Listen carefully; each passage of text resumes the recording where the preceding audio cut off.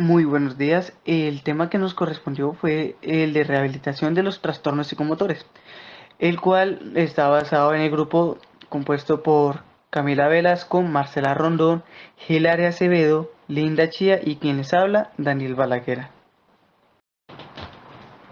Para empezar, vamos a dar a conocer primero qué es un trastorno psicomotor, siendo esta una alteración del neurodesarrollo que afecta a la adaptación perceptivo-motora del individuo, la cual se asocian con factores genéticos, neurobiológicos y psicosociales que actúan en distintos niveles de complementariedad y de expresión. Ahora bien, en la evaluación se tiene en cuenta la valoración del desarrollo psicomotor, considerándose las áreas manipulativas como la motora fina, la motora gruesa, el área personal y social y el lenguaje. Además, deben siempre complementarse los aspectos sensoriales si el niño ve o incluso si oye. Por otra parte, cada una de estas áreas tiene un significado diferente y la valoración del desarrollo psicomotor será incompleta si no se consideran todos. En cada visita se debe recorrer mentalmente los 5 aspectos, incluido la parte sensorial y la existencia de retraso en diferentes áreas de orientación a distintos problemas. Ahora bien, en la evaluación se deben considerar 4 aspectos, en el cual el primero será el retraso motor grueso, que se da por una parálisis cerebral infantil. En segundo, se tendrá un retraso aislado del lenguaje que puede verse a deficiencia mental. En tercero, un defecto predominante o exclusivo de lo personal social.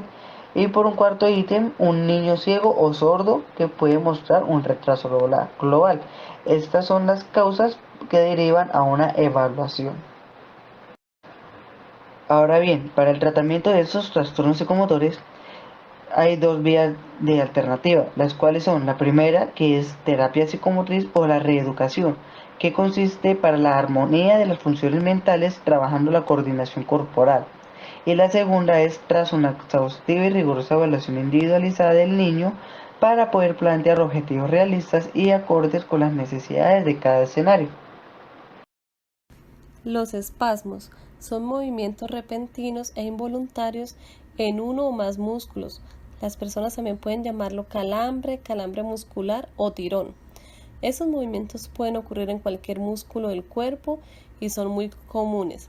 Los espasmos son con frecuencia y ocurren debido al estrés, ejercicio o deshidratación. Usualmente no son causa de preocupación. ¿Cuáles son las causas? Bueno, pues se dicen que los espasmos musculares son muy comunes y que pueden ocurrir en cualquier parte del cuerpo, como lo son los pies, las manos, los brazos, los muslos, el abdomen, el muslo intercostales que están alrededor de la caja torácica. El dolor muscular, la fatiga y el uso excesivo son las causas más comunes de los espasmos musculares. Otras causas incluyen como lo son el estrés, la ansiedad, ya que estos pueden causar un tiro muscular en el rostro y los nervios atrapados pueden causar espasmos en la espalda. ¿Cuál es el tratamiento? Para los espasmos musculares usualmente pues no hay tratamiento como tal en sí, pero estos se pueden solucionar por sí solos. Podrían tomar unos cuantos segundos o hasta varios minutos para que se detengan, pero en frecuencia no necesitamos tratamiento. Se debe tomar suficiente agua y esto puede ayudar a aliviar los calambres musculares relacionados con la hidratación. Se dice que si alguien tiene un calambre oloroso puede intentar con unos cuantos métodos para ayudar o aliviar los síntomas. Como lo son, recomiendan suspender cualquier actividad que cause calambre como correr. Dice que se debe aplicar también uso de masaje en el músculo con el calambre, estirar suavemente al músculo acalambrado, usar una compresa caliente para relajar los músculos tensos y aplicar una compresa de hielo para aliviar el dolor muscular. La catatonía es un síndrome de tipo neuropsicológico en que se produce una serie de síntomas psicomotores, a menudo acompañados por alteraciones cognitivas de conciencia y la percepción. Las causas de la catatonía pueden ser muy diversas. Al considerarse como síndrome neuropsicológico, se debe tener en cuenta la presencia de alteraciones en el sistema nervioso. Las investigaciones reflejan que pacientes con catatonía poseen algún tipo de difusión en parte de la corteza parietal posterior derecha, cosa que concuerda con el hecho de que las personas con catatonía sean capaces de iniciar correctamente movimientos, de manera que el área motora suplementaria suele permanecer preservada, y el hecho de que exista anosognosia respecto a los síntomas motores, el prefrontal inferior lateral de estos sujetos también suele presentar alteraciones, así como el orbifrontal medial, cosa que explica asimismo la presencia de raptus ocasionales y alteraciones emocionales. El tratamiento. Debido a que la etiología, las causas de la catatonía pueden ser diversas, los tratamientos a aplicar dependerán de gran medida de lo que produce. Debe analizarse su origen y actuar de manera diferenciada según cuál sea este. Al margen de ello, los síntomas de la catatonía pueden tratarse de diferentes maneras. A nivel farmacológico, se ha comprobado la elevada utilidad de las benzodiazepinas. Agitación psicomotriz. Se define como un estado de hiperactividad motora incomprensible para el observador, dado el contexto o situación en el que se produce y la ausencia de intencionalidad aparente. Es la forma extrema de la inquietud psicomotriz o hiperactiva caracterizada por el aumento de los movimientos no dirigidos a la consecución de un fin determinado. Las causas pueden ser múltiples, como la agitación o inquietud en la ansiedad, la agitación o inquietud en la maníaca, acompañada con la logorrea, la agitación de las esquizofrenias, preferentemente catatónicas, la agitación de origen orgánico, demencia, retraso mental, cuadros confusionales, la agitación en los dos cuadros de abstinencia del alcohol u otras drogas y la agitación o inquietud en los trastornos de la personalidad, preferentemente el histriónico y antisocial. En el niño con déficit de atención con hiperactividad, antigua disfunción cerebral mínima, la inquietud psicomotriz o hiperactividad es, como su nombre lo indica, un síntoma clave para su diagnóstico. Los síntomas. Los signos son movimientos involuntarios y sin propósito. Los síntomas son angustia emocional e inquietud.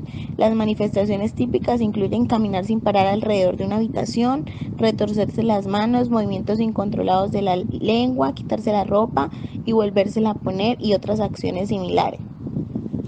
Evitar los anticonceptivos en caso de abstinencia alcohólica. Evitar benzodiazepinas en caso de intoxicación alcohólica o compromiso del sensorio. Evitar clorpromacina en ancianos e epilépticos.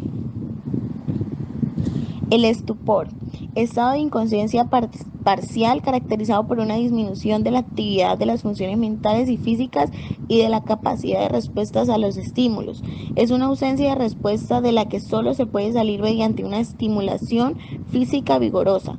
El coma es una situación de falta de respuesta de la que la persona es afectada, no puede despertarse y en la que sus ojos permanecen cerrados e incluso cuando es estimulada.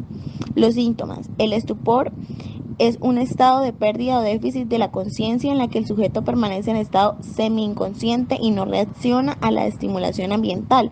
Resulta prácticamente imposible sacarlo de dicho estado, salvo que se aplique una estimulación muy intensa y potente, algo que logrará incrementar levemente y de forma temporal la alerta. Algunos de los estímulos que pueden llegar a alterar su estado es, por ejemplo, gritos o estimulación dolorosa. Las características más notorias de este estado es la reactividad y la falta de movimientos voluntarios, algo que separa el estupor de otras alteraciones de la conciencia como la confusión o la obnubilación y hace de ella el estado de conciencia más cercano. Se trata después de este último de la alteración de conciencia más profunda. Las causas. Dentro de las causas orgánicas podemos encontrar el padecimiento de accidentes cerebrovasculares o la posible adquisición de algún tipo de infección a nivel cerebral o meningio. Las áreas afectadas pueden ser múltiples y existen un daño neuronal difuso, pero también es posible que existan daños a nivel del sistema de activación reticular o SAR, parte del cerebro que se encarga del mantenimiento de la vigilancia y que se encuentra en el tronco del encéfalo o de áreas como la supratentorial. Bueno, los temblores frecuentemente están en las personas mayores de 65 años y se traducen en movimientos involuntarios de una y varias partes del cuerpo como consecuencia de trastornos. El funcionamiento de la zona del cerebro que controla los movimientos son los musculares. Hay temblores por origen hereditario, que es el temblor esencial familiar, las alteraciones cerebrales o del mismo sistema nervioso central, que es enfermedades de Parkinson, distonía y otras afecciones neurológicas. También están los fármacos.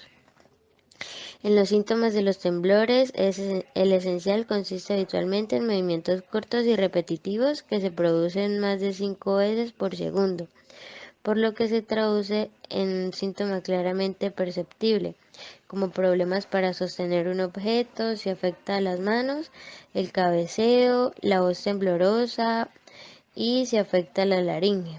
También el parpadeo rápido si afecta al ojo. El tratamiento de los temblores sería, si los temblores son leves y no alteran significativamente las actividades diarias del paciente, pues no es necesario ningún tipo de tratamiento, simplemente hay que acostumbrarse a vivir con ellos. En el caso de que agudicen con el estrés, pues habrá que aprender técnicas de relajación para controlarlos. En el caso de que estén causados o empeores con la toma de algún medicamento, habrá que consultar pues con el médico para que se decida sobre su suspensión, reducción de dosis o sustitución. Pues en todo caso se dispone de medicamentos que pueden aliviar los temblores cuando estos intervienen en el desarrollo normal de la actividad de ellos diaria. También anticonvulsivos, tranquilizantes o antihipertensivos de la familia de los bloqueadores de los canales del calcio. Y los tics, pues bueno, esos son movimientos involuntarios que suelen aparecer en la niñez y a veces alarman a los padres y responden a una disfunción neuropsicobiológica. Pero esos cambios de forma, frecuencia e intensidad pueden relacionarse con el medio ambiente y el contexto donde ellos se desencadenan. La mayoría de los tics son benignos y transitorios.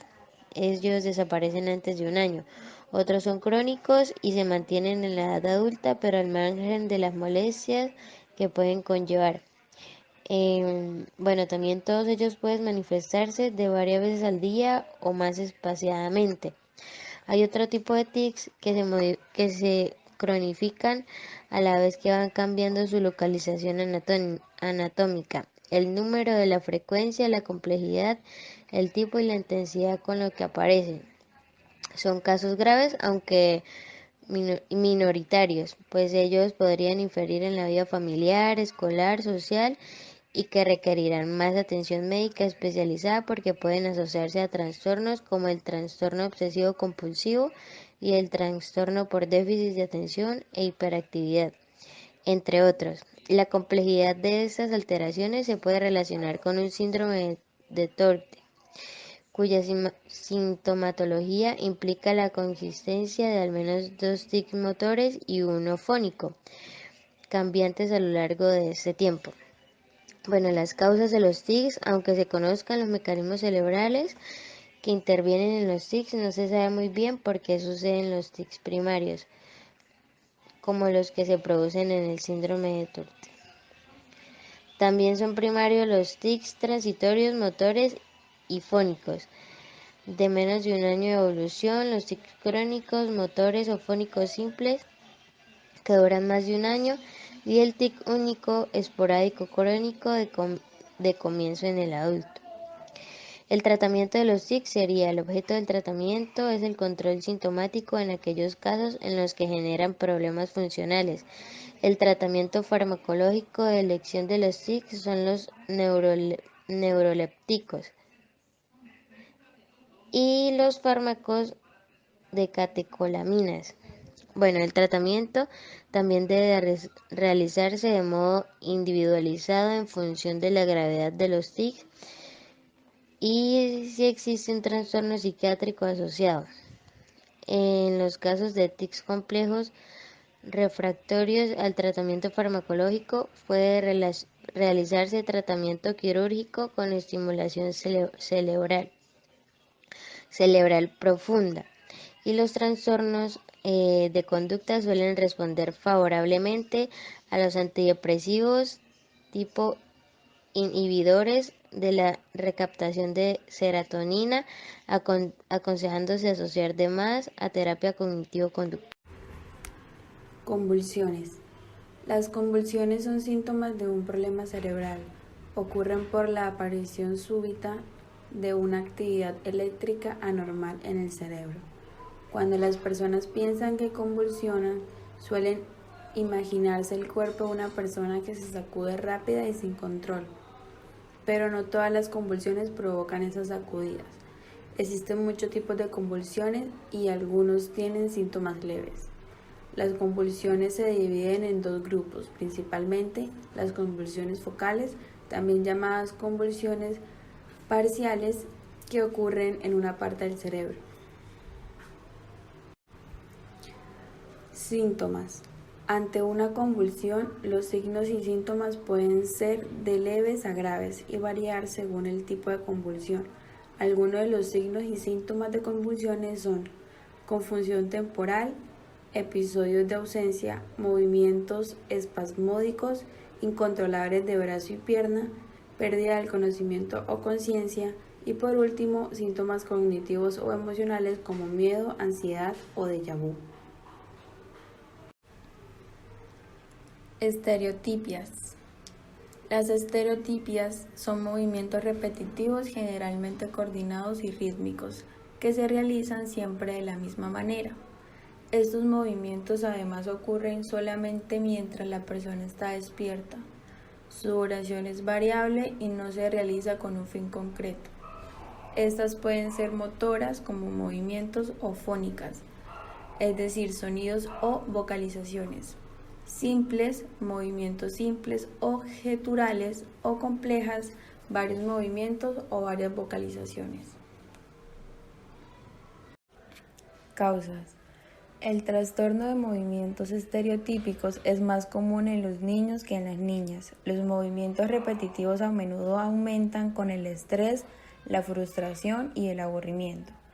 Se desconoce la causa de este trastorno cuando no se presenta con otras afectaciones. Estos movimientos reciben el nombre de estereotipas y se conocen como un tipo de movimiento hipercinético o por exceso de este. Esta semi-involuntariedad implica que, aunque no se lleven a cabo con un propósito determinado a nivel consciente, sino que surgen de manera espontánea y no controlada, de manera voluntaria pueden llegar a pararse.